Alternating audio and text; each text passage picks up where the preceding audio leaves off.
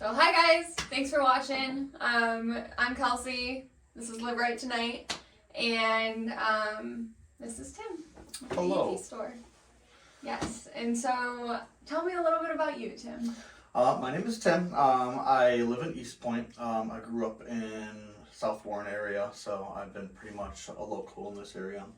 Around the time I was in my 20s, I ended up saying this place sucks, and I ended up hitchhiking around the country for a couple of years. Ended up coming back, being voluntarily homeless for probably about like 6 months to a year, and then I met my husband. We ended up settling down. Well, actually, we ended up in New Orleans for too long. So then we pretty much ended up back here, bought a house here in 2019. Cool. You say you were hitchhiking around the country for a little bit. Where all did you go in that time? So I've been pretty much everywhere. So we went from, I went from pretty much Detroit up to like Oregon down to like LA area, back up to like Boston, pretty much all around the Southeast for way too long. That's super cool, yeah, because there was a time period where I had lived, in a matter of like 5 or 6 years, I lived in Tennessee, South Carolina, Georgia, Arizona, Texas 3 separate times, Indiana, and New Mexico for a second too. Which one was your favorite? I gotta say Arizona. Arizona. Texas. I barely touched on Arizona, but yeah, I've heard good things about it. Yeah, their sunsets out there are wild, and then the hill country in Texas is absolutely beautiful too. Yeah, Texas I always kind of avoided because it was just like it's a very big state, and it's like I don't want to be like stuck in Texas for like 10 days of trying to hitchhike across it. It's a daunting drive. I've been through there on a bus a couple of times, but yeah, that's about it. Well, that's cool. And so now you're back here. You came back here in 2019, you said? I came back here in 2011, 2012. Oh, okay. Yep. And then you bought a house in 2019. I bought a house in 2019. Yep. Gotcha. Cool. And now you're super involved with the Freestore? Did you start that, or? No, so the Freestore is actually an old concept. It has its roots in an anarchist group from the 1960s called the Diggers. They pretty much would set up like little free shops and stuff like that. I want to say it was probably like in San Francisco, the Haight-Ashbury area. And they were like a theatrical group, so they would do like these like grandiose, anti-capitalist things in the middle of the street. So like I get a lot of my philosophy and my ideology from a lot of anarchist stuff. That's awesome. And you've been involved with the Freestore since when? Since 2019. So when we first moved from our house, we moved into East Point from Warren, and by the time we moved there, it's one of those things where we're just like grabbing boxes from our attic, moving into the next house, and then I was like sitting there, I'm like, what are these boxes? And it's like, I'm gonna open them up, and like you've had this for like since you're probably about 17, moving it from house to house and house. Most of it was like old 90s cords that nobody's ever gonna use again. Right. So it's like those can go in the garbage, but most of it was like stuff that was like usable, like coffee mugs and stuff that we didn't need. So I started off and I like put a table out in the backyard, and it's like free stuff. And within like the day that I did it, like within hours, like people were coming up and just like, oh, well, how can I donate stuff? How can I donate stuff? So I was like, oh, that's super cool. Well, and I was like, you can donate whatever you want, but it's got to be out these certain times a week. That first year, like every time that I put something out there, it just completely stormed. It was like every Sunday too, and it was like every Sunday it would storm for like 2 months straight. So eventually we started moving into the garage, strung up some tires because it was still raining and the rain was blowing in there. By 2020, obviously everything shut down, so I was just like, all right, I have some time on my hands, so I would go out there and I completely took everything that I had resource-wise and built the front of the garage into like a little storefront. So like I had like pallets and like everything in there is just all like upcycled, whatever. And then I turned it into a little free store. That's super cool. And you do pop-ups at events, and so it's not only like at your house still, right? Yeah.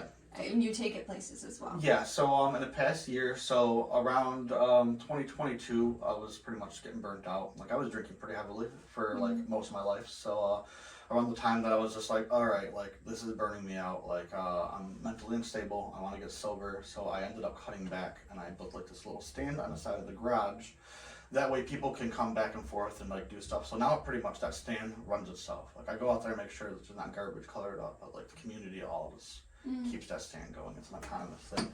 So I pretty much was like, okay, I want to get out of my garage. And then I got sober, and when I started getting sober, I was like, I still don't want people in my garage. It's very frustrating.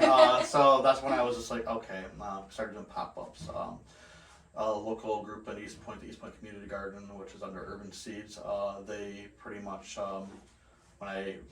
over the summer when me and my husband both got sober, like they were pretty much like the go-to place, a good community to be involved with, keeping busy, doing gardening stuff. So that's when I was like, all right, I'm gonna start experimenting with setting up here, because we would do a bunch of free vegetables. Like they did about like 1,000 pounds of vegetables last year for the community. So I would set up my stand next to theirs, and then since then, it's become its own thing. So over the winter, I was like, oh, you know, people need Christmas gifts. People keep on giving me toys, and they're all left over. So I decided, hey, let's do a Christmas event. And then we went and we asked somebody to use their building.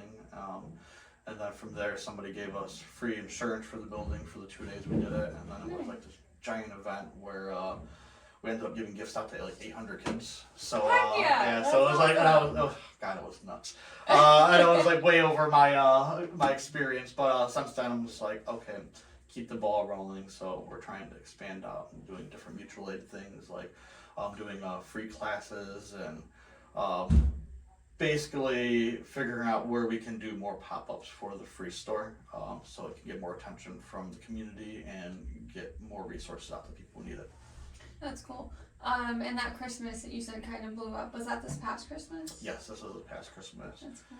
Yeah, it started off with just kind of being like, hey, you know, like, can we use this building? And the owner of the building's like, well, because I know the owner of the building. He's like, well, you would have to get insurance, and I don't know if you can afford that. And then I mentioned to somebody, and the insurance company's just like, well, just pay for it for 2 days. And then he's like, well, you're going to have to get it from the city's approval. And the city's just like, well, does it give you free permits for these 2 days? So then I was just like, oh, shit. And then eventually it was just like, Fox wants you on their news show in the morning. I'm like, oh, great. But yeah, it was a heavy task. Yeah. What a cool experience, though. Yeah, it was definitely an interesting experience. All of this, I'm sure it's daunting as like things start to grow, because growth can be intimidating, and, yes. Success can be intimidating. But it's really rewarding, I'm sure, to see it. The last 2 days of the thing, it was like that's when everybody was there getting stuff, and like at the end of it, and I was like, oh, wow, what an experience! I was like, I would do this next year, and I was like, you had a whole entire month where you're here every single day, so like take a step back from that and think about it. But I was like, the end justified the means, definitely. Yeah. Do you think that you were able to put more time and like mental energy leading to the successful growth of it because you got sober, or what would you say about that? I would say definitely. Like obviously, like as you get sober, like your cognitive ability starts sharpening. So it was like over the summer, what kind of got me back into it was a protest in East Point that I organized. And then I was like, okay, I never organized a protest before. This is not going to work out. And by the time I was like halfway through, I was like, oh wow. With mental clarity and not drinking, I was like, you can accomplish so much. Together, so everything after that just kind of like, oh yeah, I like this. This is keeping me going. Unfortunately, over the winter, though, when we were doing the pop-up thing, it was directly next to a liquor store. So around halfway through it, it was like every single night we were there like past 8 o'clock, and then I started drinking again. And only recently started getting back to serious sobriety. So like I was still like, I want to keep these things going. And I could tell like an extreme difference between being sober and like having these things work out perfectly, and then being like, I'm trying, it's working out. I don't know how the hell it's working out, but I'm trying. Yeah, there's a lot less confidence that things are gonna go right when you're out drinking. Like I quit drinking 8 months ago, so I know exactly what you're talking about. Things are just going a lot easier. Yes. Yeah. Well, congrats on like getting serious about sobriety again. Thank you. You too. Yeah. Heck yeah. What would you say? Do you have any like big goals for it in the next couple of years? My next big goal for it is so basically the basis of this is trying to keep this on a very grassroots community based level. So I want like basically like average people being involved. So one of the things that we're trying to move forward on is a free school. So basically getting people from the community who have different skills, different educational backgrounds to share these skills and educational things to people. So we're pretty much trying to branch off into multiple different things. So that's one of them. And then conversation groups we started over the summer, which was kind of a lot of work at first, but so You said Karma Station groups? Conversation Oh, groups. conversation Community groups. conversation Got it. groups. So yeah, we want to move into that. And then like one of the last conversation groups that we had was we had somebody do basically like a harm reduction like demonstration. Then we talked about addiction, and then I was like, okay, like this is something that I want to start getting back into, because like I spent a long time reading about psychology and neurology and stuff like that, trying to basically balance what the fuck's going on in my brain. Right. So I was just like, I want to start bringing that to the table too. So pretty much just getting people in the community involved and exchanging resources, exchanging information, conversations. Yeah. Well, I'm excited to see how we can feed this relationship. I'm Yeah, sure there's ways definitely. that we can help each other Yes. out. And I know that you are very likely super busy, so I appreciate you giving us a couple minutes. Yeah. Just so you guys know, this weekend is March Roundup.